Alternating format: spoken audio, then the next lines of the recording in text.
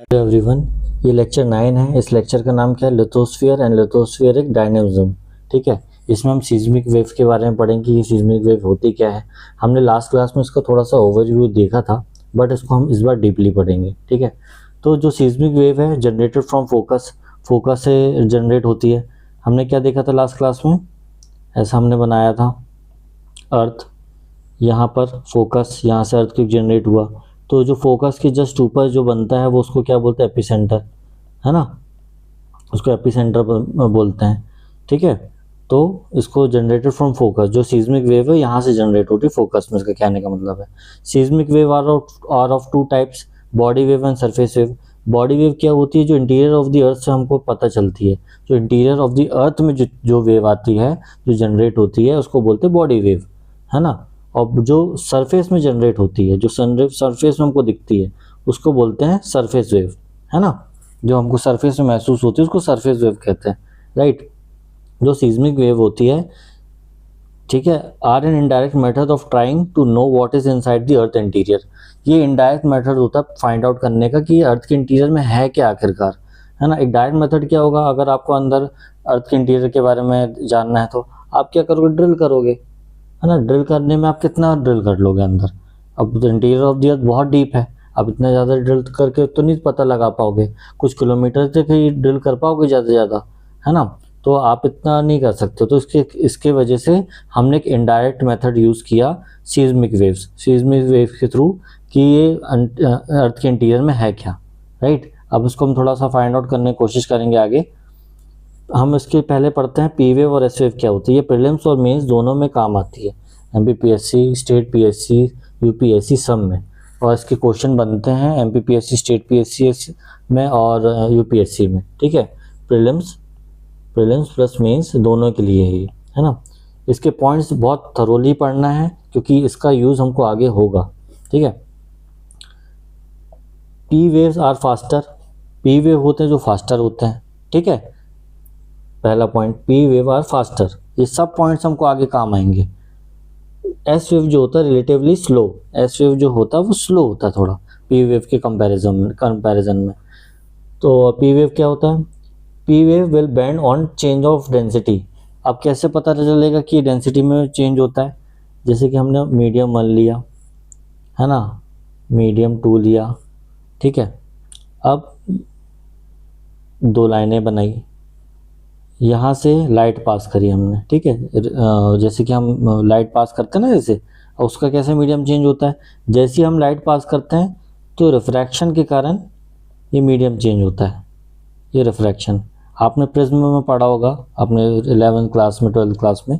तो जैसे ही रिफ्रैक्शन होता है तो मीडियम चेंज होता है, इसको क्या कहते हैं? रिफ्रैक्शन, है ना। तो ऐसी डेंसिटी के साथ भी होता है। जब डेंसिटी चेंज होती है तो उसका मीडियम चेंज होता है।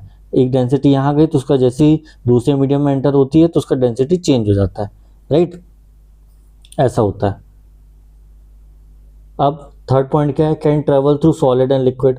जो पी वेव होता है वो सॉलिड और लिक्विड दोनों में ट्रेवल कर सकता है, दोनों में ट्रेवल कर सकता है। बट जो एस वेव होता है वो केवल सॉलिड में ट्रेवल करता है ना। P wave can travel through solid and liquid, ठीक है, राइट। और जो एस वेव है can travel through solid, right.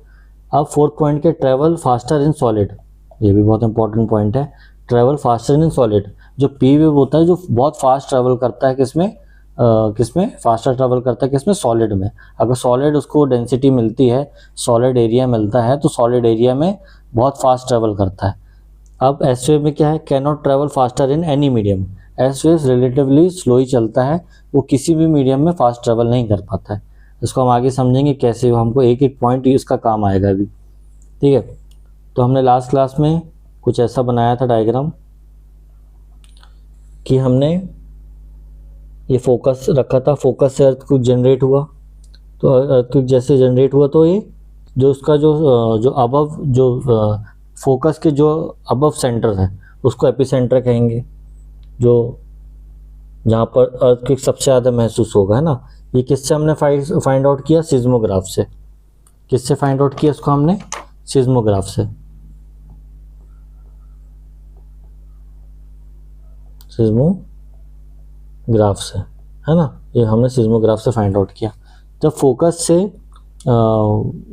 Earthquake generate हुआ तो साइंटिस्ट ने क्या सोचा कि यार अब हमको इंटीरियर ऑफ द अर्थ जानना है कि कैसा है, ठीक है, या फिर हमको ये जानना है कि अर्थ कहाँ, जो सिस्मिक वेव है कहाँ कहाँ ट्रैवल कर रही है। तो उन्होंने क्या किया, यहाँ पे सेंटर बता देता हूँ, हाँ, तो यहाँ पर अर्थक्वेक जैसे जनरेट हुआ तो यहाँ पर S1 मतलब सिस्मिक 1 रीडिंग ली, ठीक है, और किस टाइम पे वो T1। यहाँ पर देखा तो P वेव और S वेव दोनों मिली उनको, है ना। फिर ऐसे ही S2 लिया,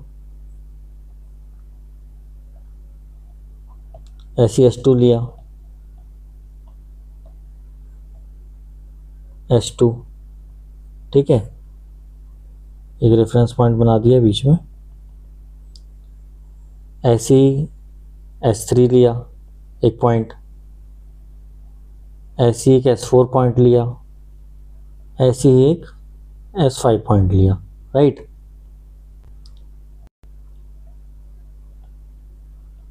अब जब सिस्मिक वेव यहाँ से ट्रेवल करी तो यहाँ पर क्या P वेव और S वेव दोनों मिली, ठीक है। एक जियोलॉजिस्ट यहाँ बैठा है, एक जियोलॉजिस्ट यहाँ बैठा है, एक जियोलॉजिस्ट यहाँ बैठा है, एक जियोलॉजिस्ट साइंटिस्ट यहाँ बैठा है, ठीक है। अब उनने यहाँ से फोकस से जैसे अर्थक्वेक जनरेट हुआ तो यहाँ पूछा गया कि क्यों यहाँ पर सिस्मिक वेव मिली, बोला हाँ मिली। कौन सी वेव मिली, P वेव और S वेव दोनों मिली, हाँ बोला हाँ P वेव S वेव दोनों मिली। अब यहाँ पूछा गया यहाँ क्या मिला, तो उन्होंने बोला हाँ सर यहाँ P वेव और S वेव दोनों मिली, ठीक है। और जब यहाँ पूछा गया तो उन्होंने कहा कि नहीं, यहाँ P वेव और S वेव दोनों नहीं मिली, नो वेव, ठीक है। अब जब यहाँ पूछा गया तो बोले हाँ P वेव मिली हमको यहाँ पर। अब यहाँ पूछा गया तो यहाँ पर क्या हुआ, यहाँ क्या मिला, कुछ नहीं मिला, P वेव भी नहीं मिली और S वेव भी नहीं मिली, है ना, नो वेव। हमने लास्ट क्लास में क्या देखा था कि यहाँ पर 104 से 140 डिग्री तक, है ना, यहाँ पर कोई वेव नहीं आ रही थी, ना P वेव थी ना S वेव थी। यहाँ भी सेम एज इट इज था, 104 से 140 तक कोई वेव नहीं थी, ठीक है। तो इस जोन को हमने क्या कहा था, शैडो जोन, ठीक है। जहाँ P वेव और S वेव दोनों नहीं मिलती है उसको हम जहाँ दोनों नहीं आती है उसको हम शैडो जोन कहते हैं ना। तो इसको हमने क्या किया, शैडो जोन, इसको शैडो जोन कहा गया, ठीक है। ये भी शैडो जोन है ना, शैडो जोन। अब यहाँ पर क्यों नहीं आ रही है ये भी हम देखेंगे। तो जब जियोलॉजिस्ट ने देखा कि यहाँ पर P वेव और S वेव नहीं आ रही है, यहाँ भी P वेव और S वेव नहीं आ रही है, बट यहाँ P वेव आ रही है, ये क्यों, यहाँ पूरे में P वेव आ रही है, 104 से ये पूरे में P वेव आ रही है, बट यहाँ P वेव नहीं आ रही, क्यों। पहले हम फाइंड आउट करेंगे कि S वेव क्यों नहीं आ रही है, फिर हम P वेव में जाएंगे P वेव क्यों नहीं आ रही है, ठीक है। तो हमने एक रेफरेंस पॉइंट लिया उसको यहाँ से, हमने एक पॉइंट ड्रॉ किया 104 में, ठीक है, क्योंकि P वेव अपन को S वेव यहाँ से नहीं आ रही ना, यहाँ से यहाँ अपन को S वेव नहीं आ रही है, ठीक है। तो एक हमने पॉइंट लिया यहाँ पर 104 में, एज इट इज एक पॉइंट लिया हमने 104 में, क्योंकि यहाँ भी S वेव नहीं आ रही है ना, S वेव तो पूरे में नहीं आ रही है। अब वो क्यों नहीं आ रही है हम फाइंड आउट करेंगे। तो हमने एक डेफिनेशन अभी बीच में देखी थी लास्ट क्लास में, लास्ट पॉइंट में, कि कैन ट्रेवल थ्रू सॉलिड, जो S वेव है वो सॉलिड में ही ट्रेवल कर सकता है ना। तो पक्का उन्होंने जियोलॉजिस्ट ने फाइंड किया कि अगर ये सॉलिड में ट्रैवल कर सकता है तो पक्का यहाँ इसके कोर में कुछ लिक्विड होगा, इस वजह से ये ट्रैवल नहीं कर पा रहा है। तो उन्होंने एक अजम्पशन लगाया, एक सर्कल बनाया, ये इसके टेंजेंट बना के एक सर्कल बनाया, ये लाइन के टेंजेंट से एक सर्कल बनाया, ये सर्कल बनाया, ठीक है।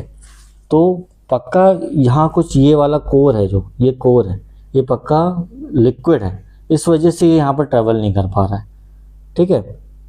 तो जब यहाँ पर एस वेव ट्रैवल करवाई है लोगों ने, जब एस वेव ट्रैवल हुई, जब एस वेव को देखा लोगों ने, तो यहाँ पर देखा कि जो सिस्मिक वेव है, एस वेव मतलब सिस्मिक वेव जो देखा, तो यहाँ पर ट्रैवल ही नहीं कर रही है, यहाँ सिस्मिक वेव यहाँ से पार ही नहीं जा रही है, क्योंकि यहाँ लिक्विड है पक्का। इस वजह से उन लोगों ने सोचा कि नहीं, ये ट्रैवल नहीं कर पा रही है। तो यहाँ पर क्यों हुआ shadow zone? S shadow zone क्यों हुआ? क्योंकि ये इसका जो और ये वाला जो कोर है ये लिक्विड है पक्का, क्योंकि जो एस वेव है वो सॉलिड में ही ट्रेवल करती है। अब आती बात पी वेव की, तो पी वेव क्यों नहीं करती? क्योंकि पी वेव में हमने क्या देखा था, can travel through solid and liquid, हमने ये देखा था ना, पी वेव सॉलिड और लिक्विड दोनों में ट्रेवल कर सकती है। बट ये तो लिक्विड है, ये लिक्विड में है, तो फिर यहाँ पर P wave, P shadow zone क्यों जा रहा है? ये पी और एस दोनों शैडो जोन क्यों जा रहे हैं? एस शैडो जोन को तो हमने देख लिया कि उसका पक्का कोर लिक्विड है, इस वजह से वो पास नहीं हो पा रहा है। मगर पी क्यों नहीं हो रहा? पी तो होना चाहिए यहाँ पर, पी इसलिए होना चाहिए क्योंकि वो can travel to solid and liquid, solid में भी ट्रेवल कर सकती है, लिक्विड में भी ट्रेवल कर सकती है। तो इसका रीज़न क्या है? आपने एक पॉइंट और पढ़ा होगा इसमें, will band on change on density of density, ठीक है, will band on change of density. जब डेंसिटी चेंज होती है, जैसे हमने देखा था, जैसे डेंसिटी चेंज हुई, यहाँ इसकी डेंसिटी चेंज हुई तो यहाँ से बैंड हुआ, अब यहाँ से डेंसिटी चेंज हुई तो यहाँ बैंड हुआ, तो ऐसे ही हुआ। तो कैसे हम फाइंड करेंगे इसको? कैसे जियोलॉजिस्ट ने फाइंड किया? जब पी वेव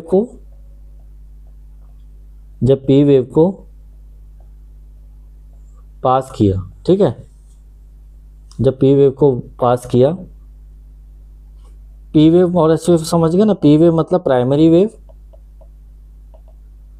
प्राइमरी वेव और एस वेव क्या होता है? सेकेंडरी वेव, है ना, सेकेंडरी वेव होता है, ठीक है। तो जब पी वेव को जब पास किया तो पी वेव यहाँ पर आई, इसकी डेंसिटी चेंज हो गई यहाँ से आके, अब लिक्विड में गई, जब लिक्विड में गई तो यहाँ से ये चेंज हुई, अब यहाँ से चेंज हुई, अब यहाँ पर फिर से डेंसिटी चेंज हुई, जब वापस से डेंसिटी चेंज हुई तो फिर ये जाके ऐसी बेंड हो गई यहाँ से, है ना। फिर पी वेव यहाँ से पास किया, फिर यहाँ डेंसिटी चेंज हुई, जब डेंसिटी चेंज हुई तो ये ऐसी हुई, फिर यहाँ पर आके फिर डेंसिटी चेंज हो गई तो फिर ये ऐसी हो गई।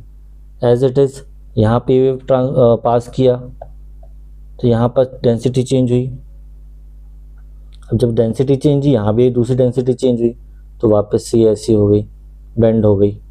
फिर यहाँ से पास किया तो ये डेंसिटी चेंज हुई, फिर यहाँ से डेंसिटी चेंज हुई। तो एज इट इज़ हमने देखा कि इसकी डेंसिटी जब चेंज हुई तो ये बेंड हुई, है ना। अब हो सकता था ये पूरी पी वेव अगर जाती तो ये पूरी यहाँ से ऐसे लेके जाती, बट यहाँ डेंसिटी चेंज हुई ना, आपने क्या लिखा है कि will band on change on density, जब ये डेंसिटी चेंज हुई तब ये बैंड हो गई। अब एस वेव में भी तो लिखा है कि डेंसिटी चेंज होने से होगा, बट यहाँ तो लिक्विड है ना, लिक्विड में वो पास ही नहीं होता तो कैसे डेंसिटी चेंज करेगा अपने आप की। इसलिए जो यहाँ पर जो जोन कहा गया ये एस शैडो जोन है, एस शैडो जोन, ठीक है, एस शैडो जोन हो गया, और ये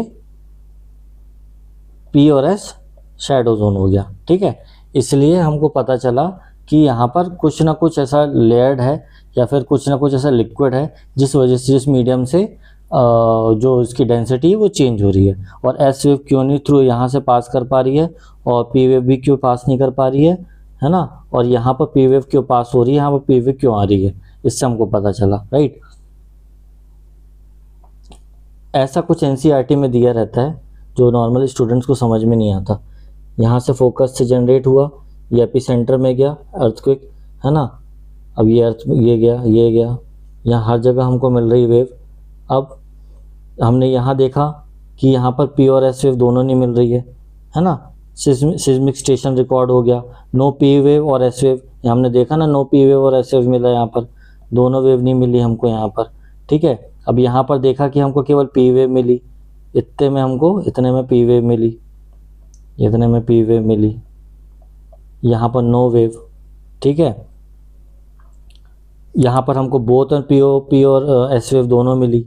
तो हमने ऐसा फाइंड आउट किया कि कैसा, अब जैसे कि यहाँ पर डेंसिटी आप देखिए, ये डेंसिटी चेंज हुई इसकी पी वेव की, अब ये डेंसिटी चेंज हुई, यहाँ भी एक डेंसिटी चेंज होगी, वो मैं आपको बताऊंगा कि और इनर कोर में क्या है। जो उसका जो सबसे इनर कोर है उसमें ये आउटर कोर हो गया, ये आउटर कोर हो गया, ये इनर कोर हो गया, है ना। इनर कोर में क्या है, यहाँ भी डेंसिटी चेंज हुई, फिर ये मीडियम चेंज हुआ इसका, फिर यहाँ से डेंसिटी चेंज हुई, ये फिर यहाँ से डेंसिटी फिर चेंज हुई लिक्विड से, फिर ऐसा आया, एज इट इज़ ऐसे ही हुआ, ये डेंसिटी चेंज हुई, इसने मीडियम बदला, फिर से ये डेंसिटी चेंज होकर अपना उसने रास्ता ही बदल दिया, ठीक है। इस ऑब्जर्वेशन को क्या कहा जाता है, एम्पिरिकल ऑब्जर्वेशन। ये जियोलॉजिस्ट फाइंड किया उसको, तो उसको बोलते हैं एम्पिरिकल ऑब्जर्वेशन कहा जाता है उसको, राइट। इसमें ये बैंड हुआ, एज इट इज आप देख ही सकते कि पी वेव और एस वेव यहाँ पी वेव मिलती है और ये पी और एस वेव दोनों नहीं मिलेगी, पी और एस वेव दोनों नहीं मिलेगी, ठीक है। अब हम एक दूसरा एक एग्जांपल के थ्रू बताता हूँ कि बिल्कुल इनर कोर में क्या है, राइट। एक कार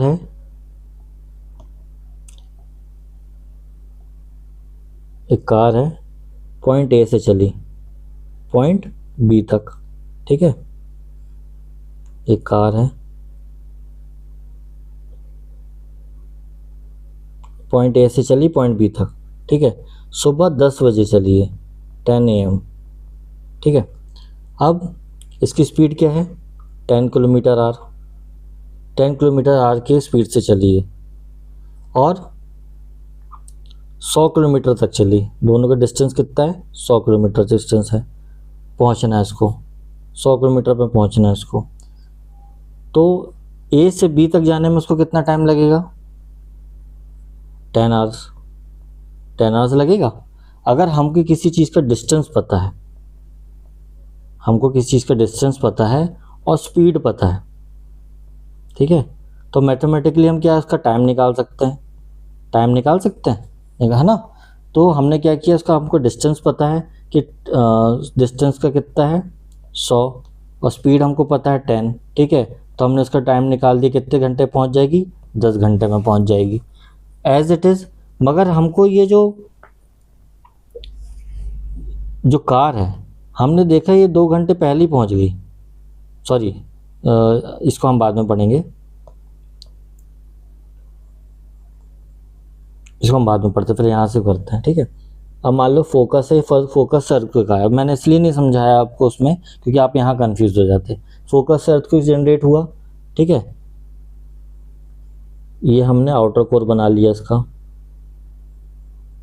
ये आउटर कोर बनाया, ठीक है। हमने यहाँ फोकस क्यों नहीं बनाया, क्योंकि हमने अभी तक फोकस यहाँ बनाया। अब यहाँ बना के दिखाता हूँ मैं कि अगर यहाँ जनरेट होता है अर्थक्वेक तो क्या होता है, ठीक है। ये फोकस आया, फोकस अर्थक्वेक जनरेट हुआ तो उसकी वेव चारों तरफ गई, यहाँ भी गई, यहाँ भी गई, ठीक है। जब ये 20 से पास हुई, 20 से, तो यहाँ पर हमने क्या देखा, हमने यहाँ क्या देखा, P1, P2 और P3, मतलब primary wave 1, primary wave 2, primary wave 3, ठीक है। और किस टाइम पे, T1, टाइम 1, टाइम 2, टाइम 3, इस टाइम पे ये पहुंच रही है, ठीक है। अब किस स्पीड से जा रही है, x स्पीड से जा रही है ना। यहाँ किस स्पीड से जा रही है, ये भी x स्पीड से जा रही है, क्योंकि यहाँ लिक्विड उसमें आ गई ना, x स्पीड से जा रही है। यहाँ किस स्पीड से आ रही है, ये भी x स्पीड से जा रही है, हैं। अब ये किस स्पीड से जा रही है, यहाँ पर भी x स्पीड से जा रही है। ये लिक्विड कोर है, लिक्विड हमने पढ़ा था, आउटर कोर लिक्विड होता है इसका। अब जब यहाँ से यहाँ तक का डिस्टेंस उसको पता है, अब जियोलॉजिस्ट को तो पता है कि पी वेव इस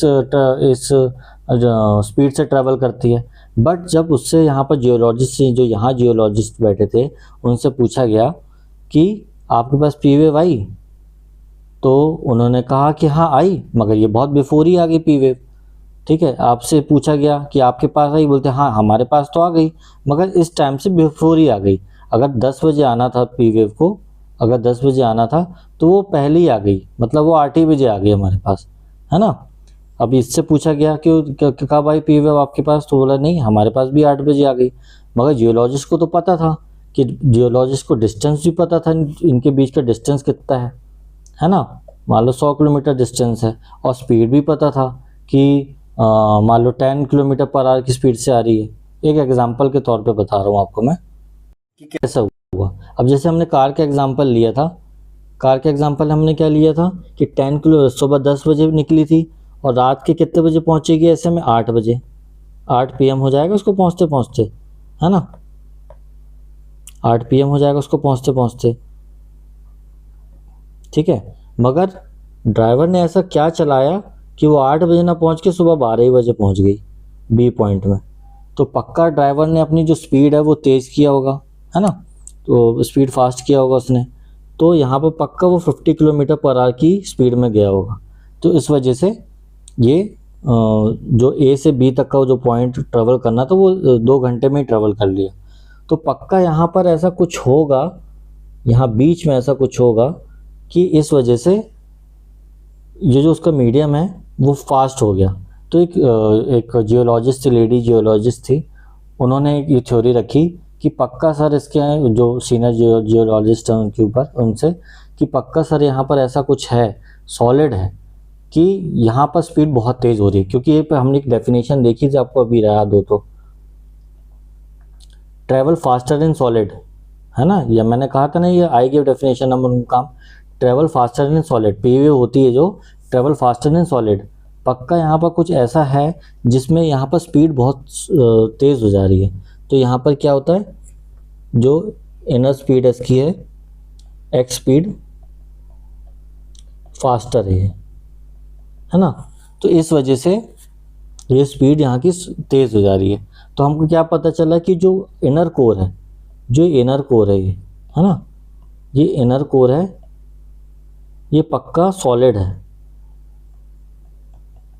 और ये जो आउटर कोर है वो लिक्विड है ना। ये हमको पता चला। कैसे पता चला, जियोलॉजिस्ट ने पता किया। ठीक है, अब ये कैसे पता लगा सकते हैं कि जो इनर कोर है वो सॉलिड क्यों है ना। ये इनर कोर जो सॉलिड है उसके 3 रीज़न है, उसके 3 रीज़न इनर कोर सॉलिड होने के। पहला रीज़न क्या है उसका, इट इज़ वेरी हॉट, ये बहुत हॉट है, इस वजह से बहुत गर्म है ये, इस वजह से इसका जो इनर कोर है वो सॉलिड है। इसको हम बताएंगे कैसे। Second point, rocks are molten, जो रॉक्स है वो मोल्टन फॉर्म में है ना, मोल्टन फॉर्म में है, इस वजह से भी सॉलिड है ये। थर्ड पॉइंट जो सबसे इम्पोर्टेंट पॉइंट है, सॉलिड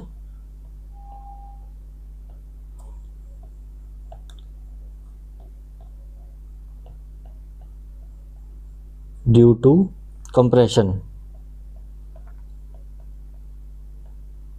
कंप्रेशन के कारण सॉलिड है ना। वेट ऑफ ओवरलाइंग लेयर, है ना। इसको कैसे बोलोगे आप, कैसे समझोगे इसको आप, कि जो ये कोर है, आउटर कोर है, ये इनर कोर है, इसके ऊपर के भी जो आउटर एरिया है, इसका जो वेट है वो कंप्रेस कर रहा है, इस चीज़ को बहुत ज़्यादा कंप्रेस कर रहा है, इसको बहुत कंप्रेस कर रहा है। तो इस वजह से ये सॉलिड है ना, कंप्रेशन के कारण सॉलिड है। अब जैसे कि फॉर एग्जांपल, मैं अगर एग्जांपल के तौर पे समझाऊँ आपको,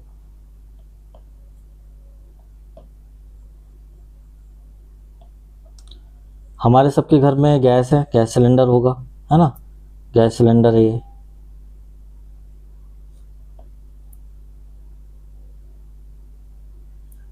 gas cylinder, LPG gas cylinder है ना।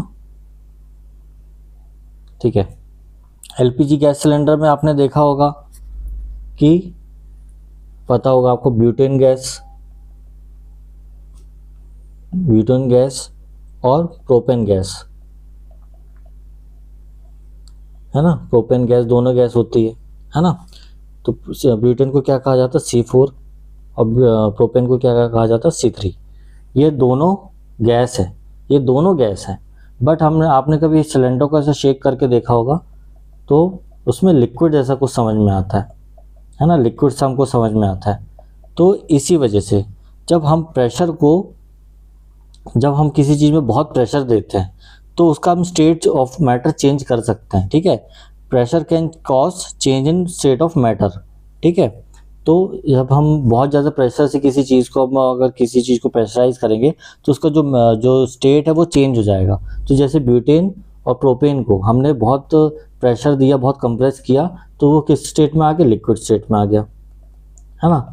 तो ऐसे ही क्या हुआ एज इट इज इसमें, एज इट इज में क्या हुआ, इतना कंप्रेशन में आया कि सॉलिड स्टेट में हो गया, है ना, सॉलिड स्टेट में हो गया, ठीक है। तो हमको कैसे पता चला कि ये सॉलिड स्टेट में है, हमको ऐसे पता चला सॉलिड स्टेट में है क्योंकि कंप्रेशन हुआ और कंप्रेशन स्टेट ऑफ मैटर को चेंज करता है। अब एग्जांपल के तौर पे, अब अभी आपको मैंने बताया यहाँ पर जो पी वेव थी यहाँ से गई और यहाँ जाके पी वेव यहाँ से गई, यहाँ से डेंसिटी चेंज हुआ, फिर सॉलिड में गई, सॉलिड से डेंसिटी चेंज हुई, फिर ये बेंड हुई, फिर यहाँ से डेंसिटी चेंज हुई, फिर ये बेंड हुई लिक्विड से, फिर लिक्विड से डेंसिटी चेंज हुई, फिर ये वापस इसमें आई, है ना। तो ऐसे हमको पता चलता है कि डेंसिटी कैसे चेंज होती है और अर्थ के इंटीरियर में कैसी कैसी लेयर्स हैं, कहाँ पर लिक्विड लेयर है, कहाँ सॉलिड लेयर है, ठीक है। ऐसे हमको पता चलता है कि लिक्विड सॉलिड लेयर कहाँ पर है, कैसे है, राइट। अब एक क्वेश्चन आपके मन में आ रहा होगा कि ये फोकस बना, मान लो, ठीक है, फोकस यहाँ बना, हमने जो सबसे पहला जो समझाया था वो उसको मैं क्लियर करने के लिए वापस समझा दे रहा हूँ। अभी तक फोकस हमारा कहाँ बना था, हमारा फोकस यहाँ बन के हमने दिखाया था कि ये फोकस बना है ना। मगर अब हम फोकस यहाँ बनाते हैं, मान लो यहाँ फोकस बना, ये फोकस बना, तो एपिसेंटर कहाँ बनेगा, एपिसेंटर यहाँ बनेगा, ठीक है, एपिसेंटर यहाँ बनेगा। और इसके बाद बॉडी वेव कहाँ जाएगी, यहाँ जाएगी, ठीक है। तो ये S1 हो गया, ये S2 हो गया, है ना, ये S3 हो गया, तो S3 हो गया, यहाँ पर S और P शैडो जोन हो जाएगा, यहाँ S और P शैडो जोन हो जाएगा। जब यहाँ बनेगा तो यहाँ S और P शैडो जोन हो जाएगा, यहाँ 104 से 140 तक, ठीक है। ये 140 104 है, एक रेफरेंस लिया गया, ये हर बुक्स में आपको 145 भी दिख सकता है, 105 भी दिख सकता है, ठीक है। वो मगर सब सेम है, कोई दिक्कत नहीं है, वो एक रेफरेंस लिया गया कि इतने इतने तक हमको पी वेव और एस वेव नहीं मिलेगी, राइट। तो होप आपको समझ में आया होगा ये क्लास में। अब नेक्स्ट क्लास में हम पढ़ेंगे कि अर्थ के इंटीरियर में क्या क्या है ना, डिसकंटिन्यू क्या होती है और मेंटल किसको कहते हैं, ये अगले क्लास में हम फाइंड आउट करेंगे, ठीक है। इसको पढ़ाने की पूरी मैं कोशिश करूँगा अच्छे से। Thank you so much, till then take care of yourself, thank you so much.